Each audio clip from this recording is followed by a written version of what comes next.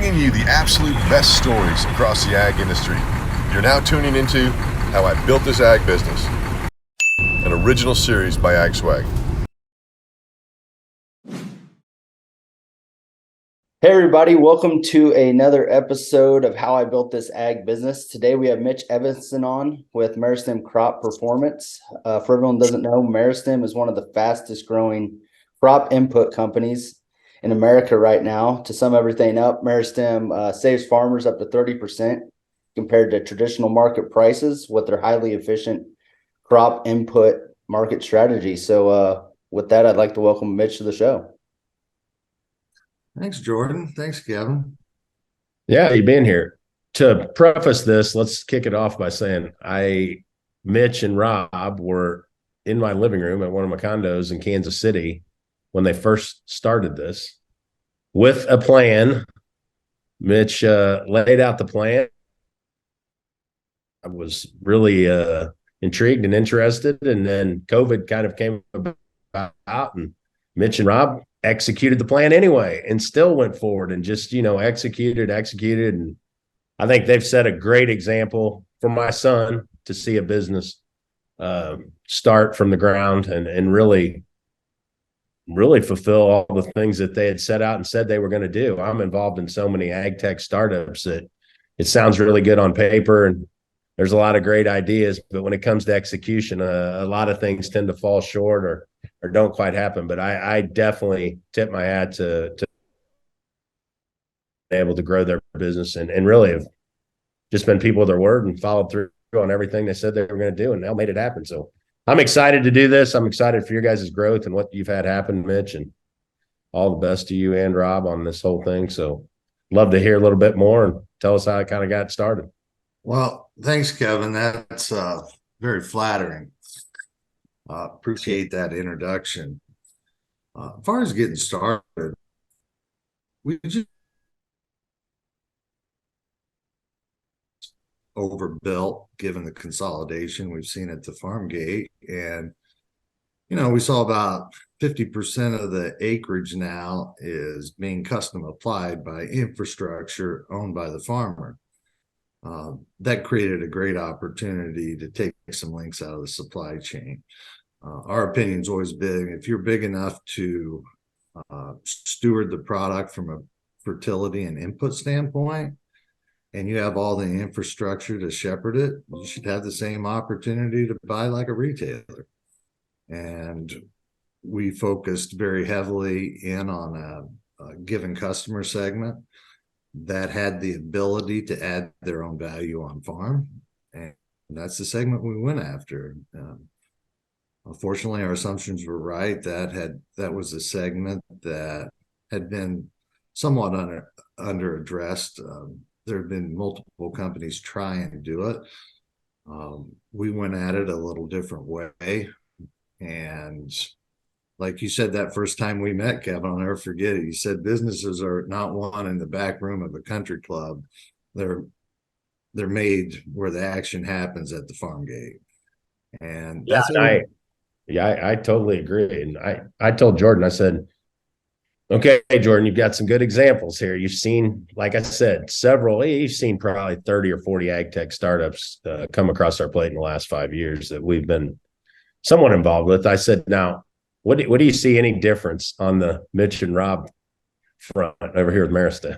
Jordan, what do you think? They definitely aren't afraid to work. I know that. They aren't afraid to. Yeah, you're cutting out, I think, on your internet, Jordan, or you did a second. But yeah, it just came down to the fact, I said to Jordan, I said, look how much those guys are out there in meeting with people and talking with people and in person meeting with people. And heck, I remember when you guys first started, you didn't have anyone. You guys were doing delivery.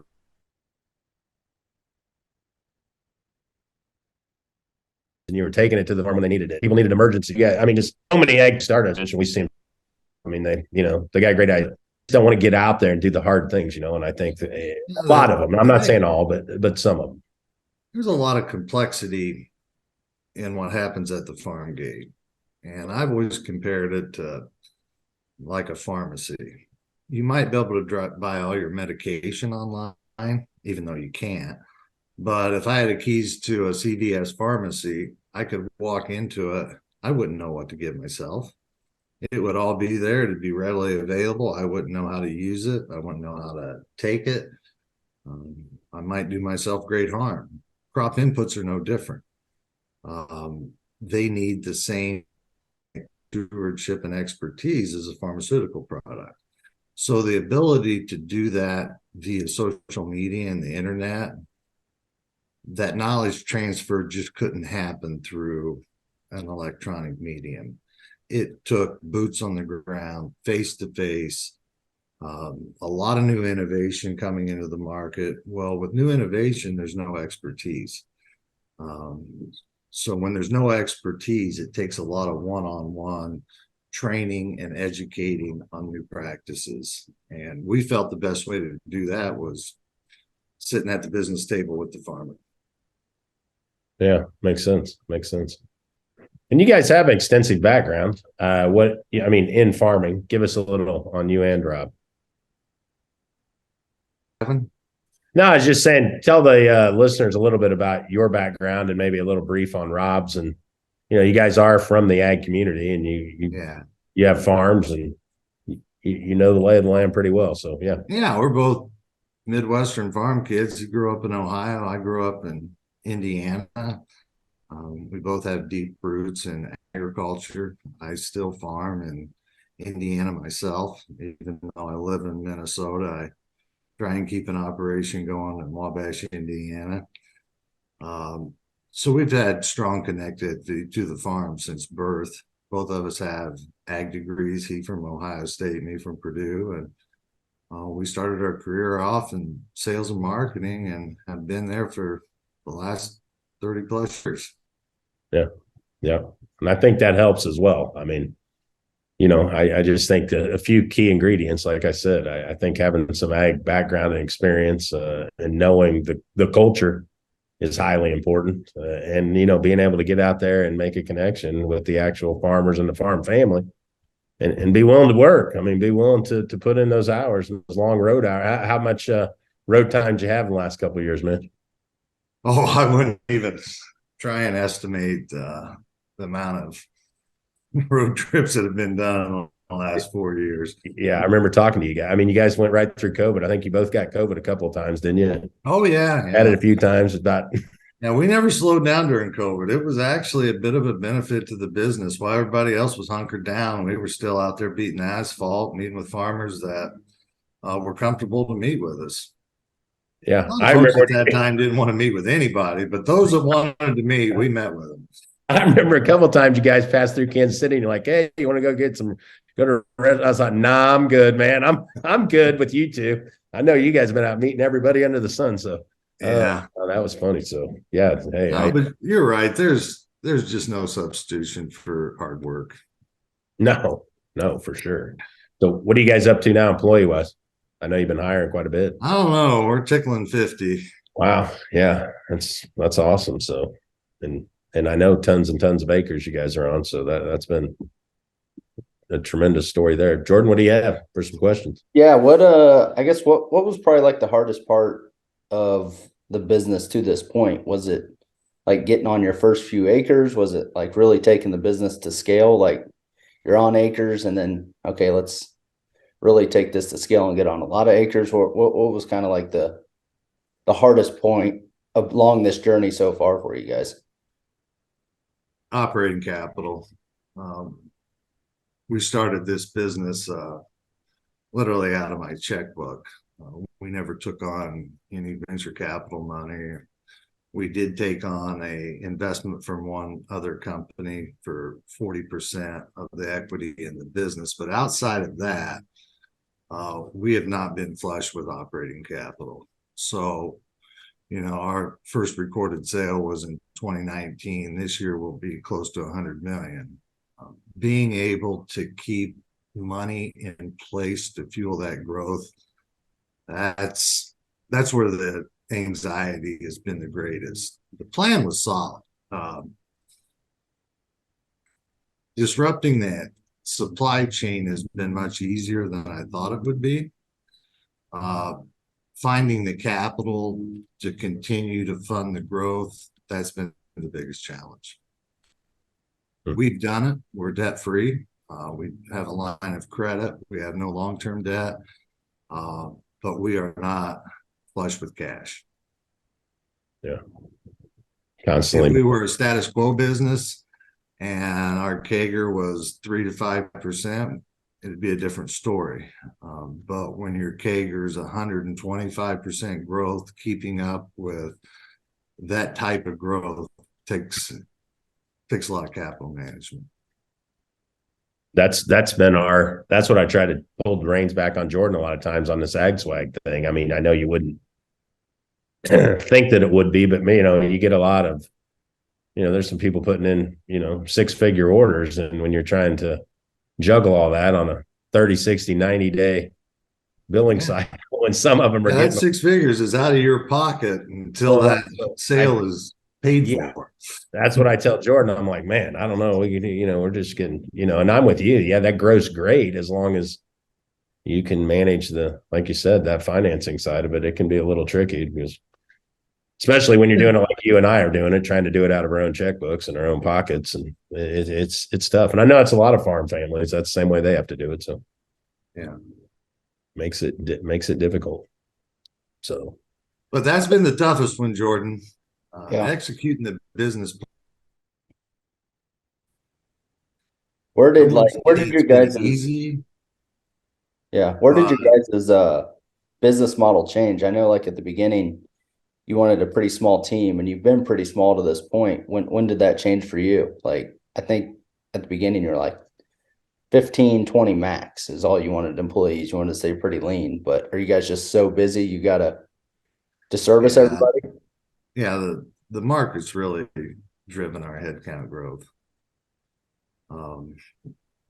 We've just been really blessed with a high growth business, and as a result, as the journey continued, we found that it's taken more headcount than originally anticipated. Most of our headcount resides locally in the field. Our internal headcount still single digits as far as corporate overhead staff, but our sales team, we have about 40 people right now, full-time employed, on the boots on the ground in the field, servicing farmers. Makes sense. Yeah, and I like that. I liked your pharmaceutical analogy on the, on the pharmacy. And I think you have to have a lot more people out there in the field and helping the farmer and educating them and trying to show them what these. Yeah, it's such a complex sale. You're never just selling a product. You're selling part of a system, and you got to understand every part of that system if you're going to sell a product into it. And to do that and understand it, that one-on-one intimacy is just absolutely key. Yeah, I agree. So, Jordan, what else you got? How many dealers are you guys up to now? I think actual dealers were just over 400. As far as active sales points in the Midwest, we're over 1,000 now. Well, great. What's been the you told me you guys have been making some good inroads on the biologicals. You just kind of, is that the throttle? I'm missing the name on it. What's your Hopper throttle? Hopper throttle. That's you were close. You were just one word off. I missed the first word, hopper throttle. I like the name though, for sure. Yeah, that's it's been a tremendous growth engine for us. It's interesting. The rest of our business has followed our biologicals. Really, it started off as really going out and trimming up the supply chain on post-patent innovations.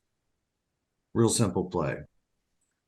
As we got into the market, we realized there was a lot of stranded innovation in the biological arena. I mean, hundreds of millions of dollars have been spent on an innovation that really is sitting on the shelf that offers tremendous value. Well, back to that pharmaceutical analogy, it's very complicated. And what we found was there was a real need for a channel to deliver biological innovation and it matched perfectly with our post-patent path to market with crop input additives. So it was a nice bolt-in or extension, if you will, to our original strategy. And we anchored down in these biologicals. We went out, we sourced what we thought was some of the best innovation that was on the shelf. And we built delivery systems to bring it to market. Our penetration on biological acres this year will exceed 5 million acres. Oh, that's That awesome. would be a combination of 3 different products to get there, led by excavator and Revline hopper throttle. Huh. Yeah, perfect. We fully anticipate in 2024 to more than double that acreage. Perfect. So you guys doing any custom applications, or you just leave that to your dealers and No, retailers? You're just supplying. Yeah, we're asset light. Yeah, I was wondering if you did. I didn't know if you had in some areas you were doing some or no. And we also we work everything else through on a variable basis. Our contract manufacturing, we manufacture, but through other people's facilities. We have state-of-the-art warehouses, but we lease them. Right. So back to that operating capital piece we talked about, Jordan. We had to figure out how to grow the business without having the capital to invest in traditional infrastructure, which has treated us quite well. Yeah. Do you guys is most of your do you have DCs throughout? You just have one big major location, then you ship all out of that? We have 2 major locations. Oh, okay. We have Right. one just outside of Omaha on Council Bluffs, and one in Indianapolis, Westfield, Indiana. That's kind of good. Yeah. Yeah, so we got an Eastern and a Western. Yeah, that's good for sure. So makes sense. Anything logistically throw you any curveballs with what's happening in Russia or with China or any of those things? Is that Well, we're kind of through it for the moment. I think the worst of those times for the time being are over with. Yeah. Supply chain seems to be functioning really well right now. Okay. As far as available ingredients go. Yeah. From a logistics standpoint, trucks are starting to open up, but with our model, 60% of what we sell, the customer picks up on their own. Okay. We pay customers a freight rate that is highly competitive to national freight rates, probably a little bit better. And that gives farmers an opportunity to put their infrastructure to work and turn it into a profit center. As a result of our lucrative payments for picking up your own product, over half of our product dealers directly at our facilities.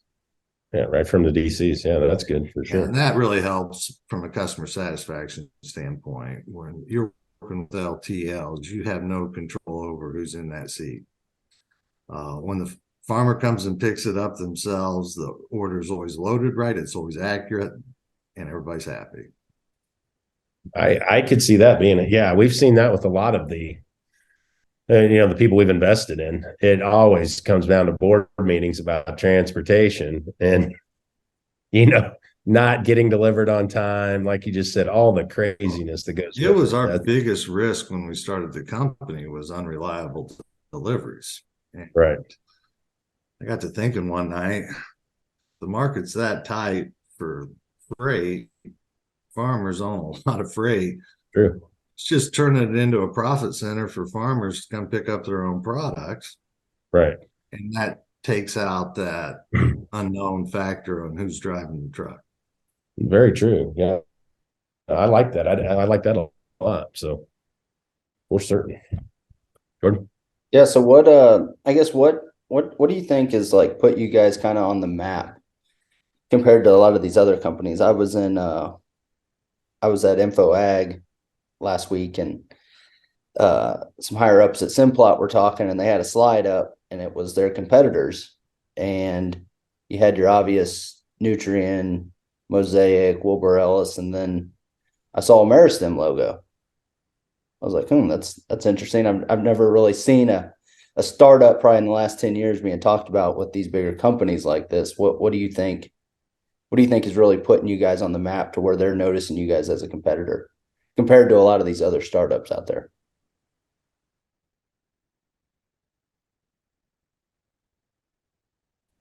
I think our channel strategy differentiated us. If you think our competitive through a handful of funnels, you have major distribution where 90% of all your innovations delivered through a group of companies you can count on one hand. That's what controls innovation into the U.S. supply chain today. And everybody works with them. And they represent 20% of your total revenue.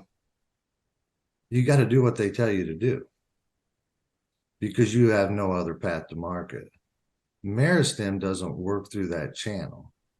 As a result, we get to do whatever we think's best for the farmer. And never do we get leveraged or put into a headlock because innovation is going to take money out of distribution of the channel.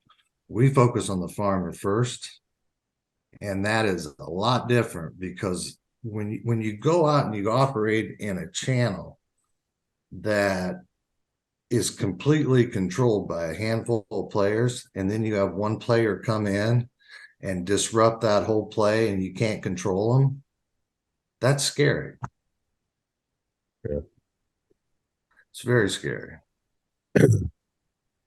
Yeah, I called the other day when he was at the conference. He's like, hey, they threw a slide up, and that's what he said, just like that. He's like, they had Meristem's logo on there, and I said, yeah, they must, but no other, none of the other names. We don't need to mention them, but they lose their number one tool, and that's leverage. Yeah, and they can't leverage Meristem with a PO. Every one of our competitors can be leveraged with a PO. Yeah. Yeah, makes sense. So I definitely think you guys are shaking a few things up and definitely have gotten some eyes, definitely eyes on you. So there's no question there. So like I said, I think it's been great, Mitch, to watch you guys execute the plan you had put in place. I mean, and that's, what we talk about all the time. You can have a great plan, but if you can't execute and can't make it happen day in and day out, it's all for naught, so to speak. So, those thinking about doing it, have a rock solid plan. I mean, you better have a good strategy. You better market test that strategy before you quit your market test the strategy, make sure it's right, build a iron tight execution plan, and make sure you got enough capital. There's the key. No matter how much you think you're going to need, add some onto it. Yeah. And that's number one risk. And your biggest issue in this is you take two hits. You got your opportunity cost because you're going to have to go through a period of 2 to 3 years if you've done it like we done it. And you're not going to make any personal money. So you got to be able to keep the house payment and the car payment and the kids fed, happy at the same time being able to cash flow your business. So make sure you got enough capital to do it. And don't try and do it halfway.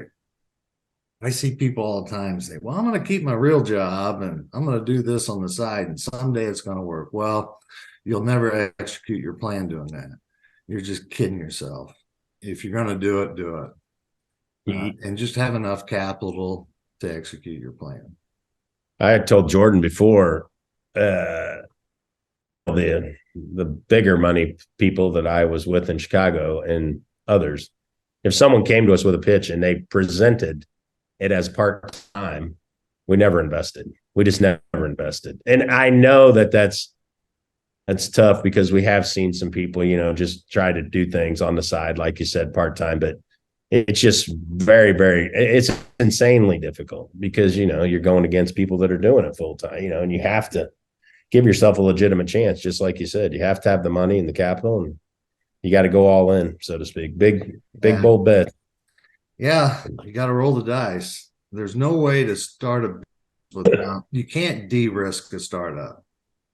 That's true. That's a great statement. You just can't. You can't No. de-risk it. And if you're looking for a de-risk lifestyle, for God's sakes, don't do a startup. Right. Get a good corporate job, get your 4 weeks of vacation a year, Yeah. know that check's coming every 2 weeks. Uh, Stay the path. Hey, Mitch, Jordan's getting ready to get married, in November. And what do you think happens at his house most every week? Because he's trying to get this business off. He's going to all these different shows, traveling. He comes home just like his fiance is just, what is going on here? Why do you work so? She came from a family where that wasn't the case. You And better get her married real quick, Jordan, because that work training you're doing is not going to slow down. oh boy, I'm telling you. So, what are you seeing on the capital front? So, yeah, that's one of our big things at Iceland. Some of the other with the ag tech startups, a lot of people didn't have penciled in their playbooks.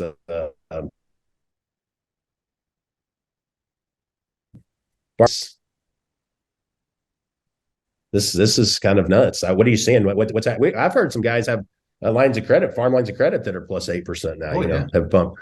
Yeah. I don't care how good your ratios are. You're going to pay 7% for operating money a day. Oh, at least. Probably. Yeah, I've heard some up 10, 12 on some lines of some startups. I was like, holy smokes. And it all depends on your balance sheet.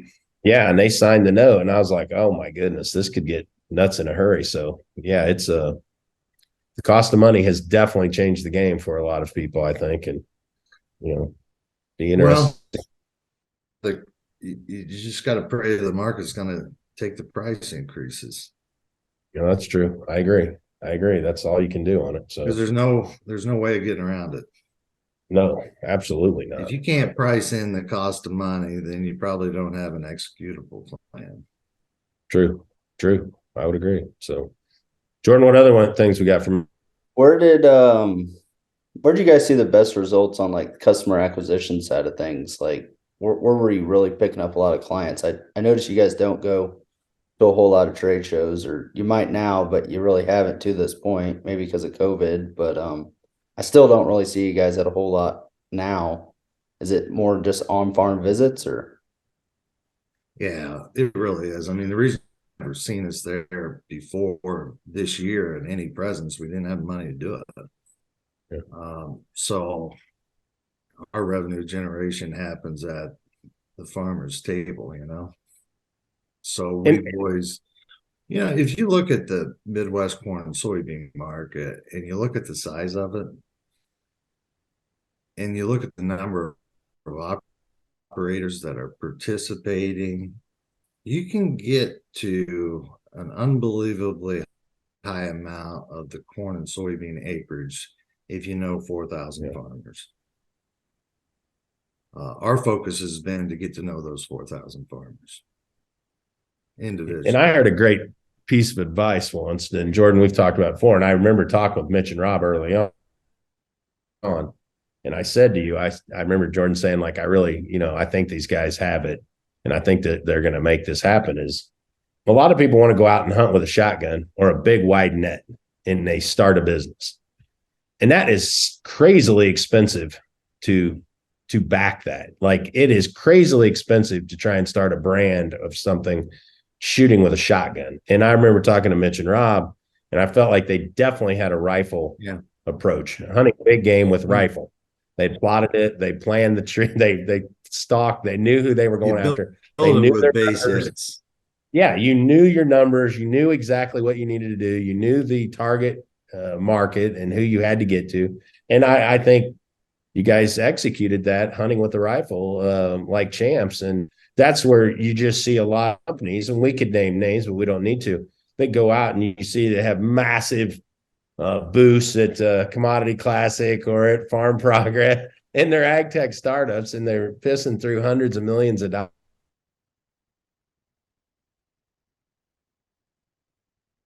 A shotgun or a huge net, and it is massively expensive.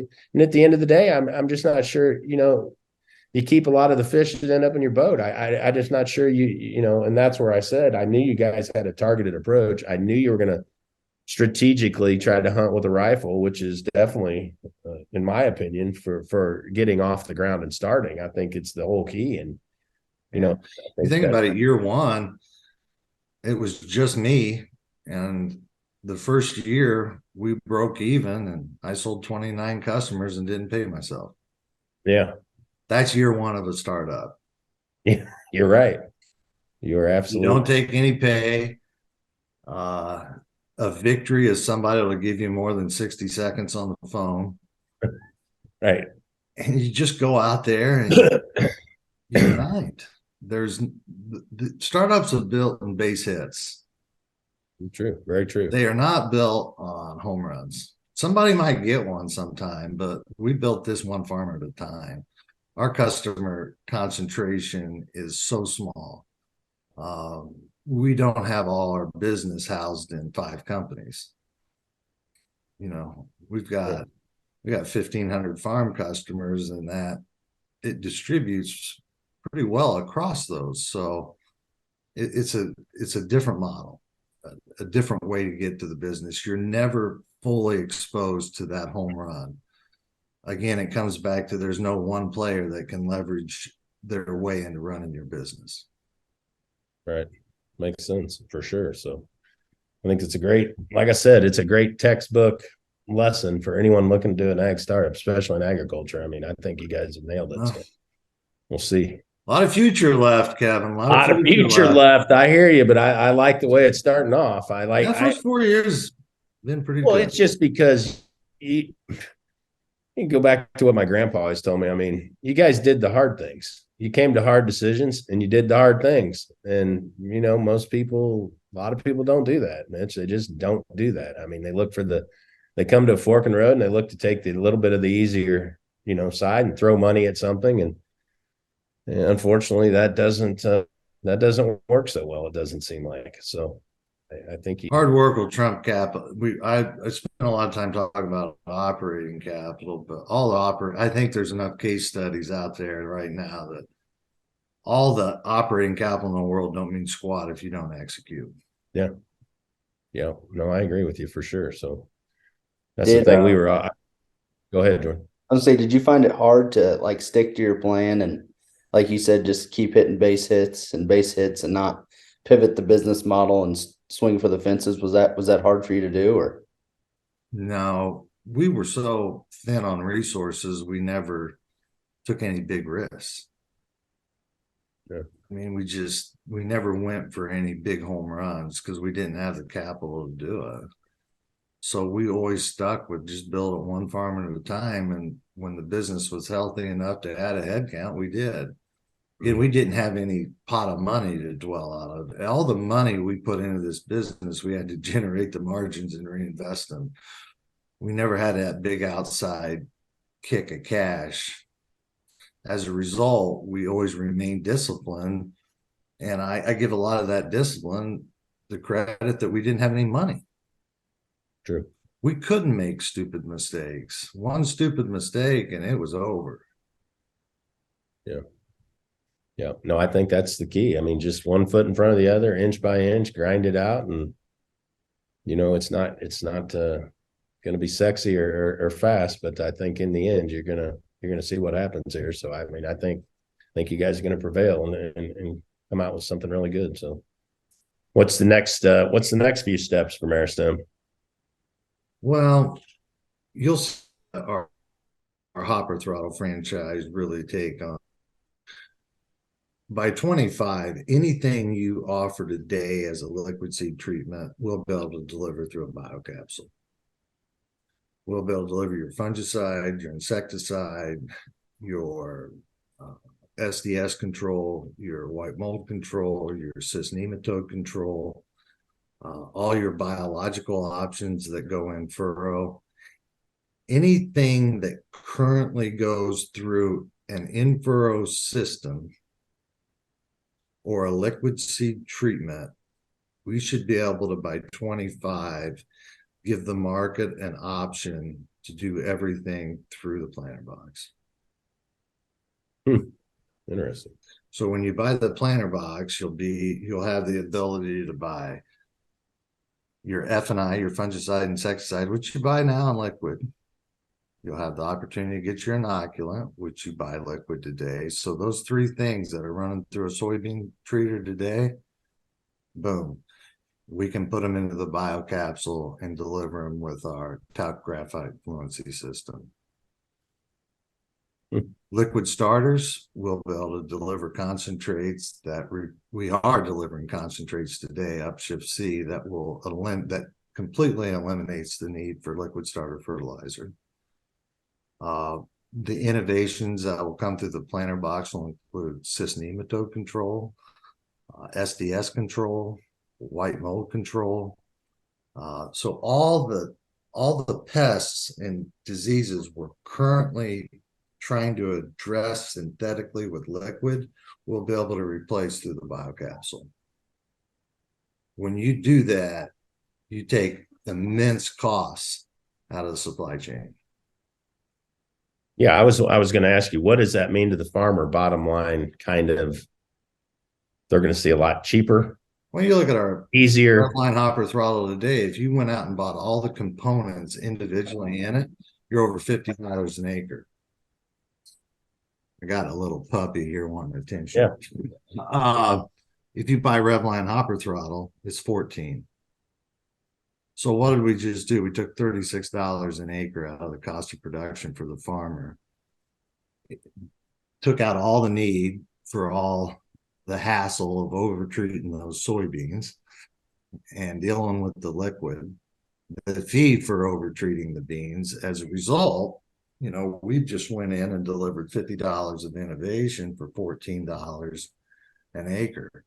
Big value to the farmer, not such a great value for the channel. Yeah. If the channel is used to holding 25% gross margins and you just move that selling price from 50 an acre holding 25% to 14 an acre holding 25%, you see, Jordan, why some of the bigger companies don't like what we're doing? Yeah, no, yeah, I agree. You just ripped literally north of 75% of the cost of production out of the farm gate. But when you took that cost of production, when you take that delta between 50 and 14, what happened to that $36? The channel didn't get to invoice it. The farmer got it all back in their back pocket. Right. So if you're in the channel and the company comes along and takes out 36 out of $50, do you consider them a threat? Yeah. You probably do. Yeah. And are farmers liking the application process a lot more on these products? Yeah, we got out over 3 million acres through our planter box this year, and it was outstanding. Yeah. We'll triple our volumes of the planter box, go into production in 45 days for next spring, and we'll have enough to triple volumes. Another big key component to successful business, Jordan, if you can save someone a little bit of money and make the process a little bit easier, that's generally a win-win on all fronts, right, Mitch? I mean, we've seen that. Yeah, that's really all we did. Yeah. Made it a little simpler and took a lot of cost out. Yeah. For the same result. Yeah, I agree. So what are you seeing, any things new coming into the industry or the channel with all the talk of AI or any of the craziness on that? I don't know where this thing is, Kevin. Yeah, I hear you. I don't know. It's a little spooky. Yeah. I don't know what comes of it or how it plays out into ag any more than we thought before, so I think we'll just see. Well, it's just a compilation of data. Yeah. So the more data you have, the more queries you can run with this AI. Yeah.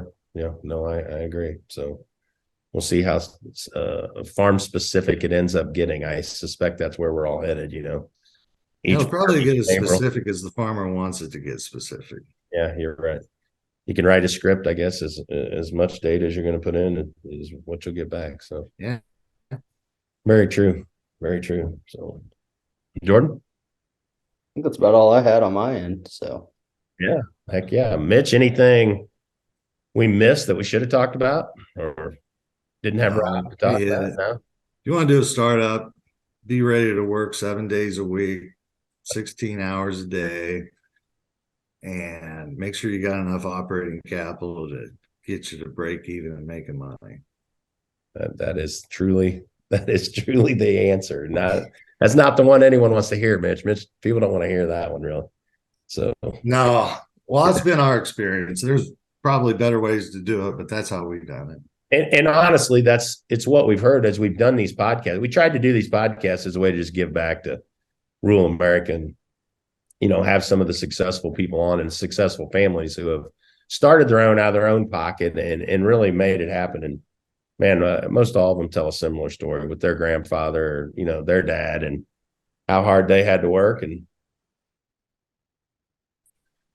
margins in the beginning, and just kept grinding it out with a solid plan and trying to help people. Really, trying to do right by people is, I think, another key ingredient. And I think you and Rob really bring that to the table, and I love that as well. So I know you guys are trying to help farm families and trying to do a lot of good for rural America. So I'm glad to be associated and be a part of what you guys got going. So I think that's awesome.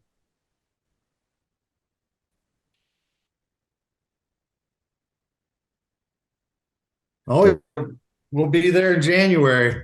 Heck yeah. Oh yeah. You You got your big event up in Wisconsin coming up in first week of August. Yeah. Whole bunch of dealers, whole bunch of farmers and board. Yeah, right now it looks like we'll have about 400 sellers there. Man, that's going to be great. That's a good time too. Yeah. There'll be enough sellers there to touch a nice portion of the market. For sure, buddy. So, well, tell Rob thanks and for everything he does, and miss seeing him on here. But you said he's out entertaining. He's got a bunch of kids down at the lake, and he's got 7 teenagers down at Table Rock right now. One of them took a ski in the head last night and got about 7 stitches. So never ends, buddy. So you take 7 teenagers to Table Rock. That's high energy. I agree there. So. All right. All right, guys. If you guys need anything, Mitch, give us a shout. We sure appreciate it. Thanks for everything. All right. Thanks. All right, buddy. Thank you. See you guys.